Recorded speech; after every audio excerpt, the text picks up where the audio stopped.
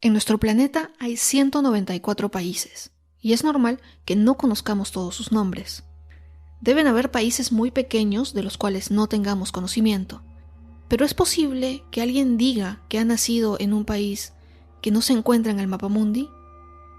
En el capítulo de hoy conoceremos lo único que exportó Tauret al mundo, una historia llena de misterio y con un final más intrigante aún. Yo soy Jacqueline Isa y este es el episodio 32 de Lugares Misteriosos. Este país se hizo conocido no por alguna situación que haya ocurrido en su territorio, sino por uno de sus supuestos habitantes. La historia cuenta que en un día de verano, en julio de 1954, llegó al área de migraciones del aeropuerto de Haneda en Tokio un hombre de apariencia europea, con una barba frondosa que entregó su pasaporte al oficial que debería darle la autorización para ingresar al país.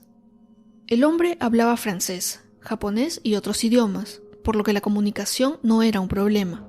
El problema era que el oficial de migraciones no reconocía el nombre del país del que este turista decía venir. Ya que los oficiales de migración no podían resolver el enigma del país de procedencia de este hombre, lo llevaron a una oficina donde durante un interrogatorio de 8 horas, él les contó que venía de un país llamado Tauret y que no era la primera vez que visitaba Japón. Es más, su pasaporte tenía sellos de ingreso y salida de varios países, incluido Japón, y afirmó también que estaba ahí para una visita de negocios. Les contó que tenía una cita con una empresa y una reservación de hotel. Los agentes de migración seguían sin comprender al hombre, ya que nadie había escuchado acerca del país Tauret, por lo que le enseñaron un mapa y le pidieron que señalara la ubicación de su país.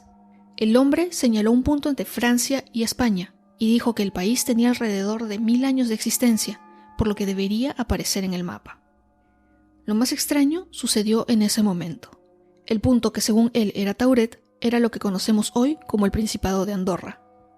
El hombre estaba tan desconcertado como las autoridades japonesas. Ninguno quería dar su brazo a torcer. No podían dejarlo ingresar al país, ya que al tratar de corroborar su historia, ni la empresa de la que decía venir, ni la que lo debería recibir o el hotel en el que decía tener una reservación podían reconocer su nombre. Aunque quisieran deportarlo, los japoneses no tenían a dónde enviarlo, y como no lo podían recluir en una oficina de interrogatorios, lo llevaron a un hotel del aeropuerto. Para asegurarse que el hombre de Tauret no escapara, lo alojaron en una habitación del piso 15 del hotel y le pusieron a 2 guardias en la puerta durante todo el tiempo que estaría ahí. A la mañana siguiente, cuando las autoridades lo fueron a buscar, descubrieron que el hombre de Tauret, que había estado en la noche en ese hotel, había desaparecido de la habitación. Y por si fuera poco, sus documentos, la única prueba de que había estado ahí, también desaparecieron. Este caso tan extraño tiene muchas teorías, algunas más inverosímiles que otras. La primera teoría, y una bastante interesante, es que el hombre de Tauret fue un viajero interdimensional no voluntario, es decir, que por alguna razón que ni siquiera él mismo conoció, salió de la dimensión en la que Tauret es un país para aparecer en la nuestra, donde ese espacio geográfico es Andorra. Se dice también que podría haber sido un viajero en el tiempo, y que, en el tiempo de donde venía, Andorra se llamaba Tauret, pero esta teoría no es muy creíble, ya que no hay registro de que Tauret haya existido como país, y si hubiera viajado desde el futuro, su apariencia era bastante similar a la de los turistas de la época. Otra explicación un poco menos etérea es que este hombre pertenecía a la tribu de los Tuareg en África, pero se hace poco probable ya que era una tribu nómada y no estaría en capacidad de emitir un pasaporte.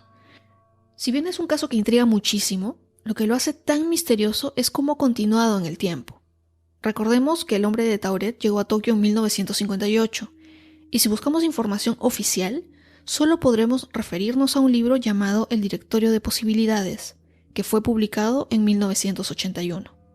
Más allá de este libro, no hay documentos oficiales o fotos de que este hombre realmente haya aparecido, y aquí se tejen otras teorías.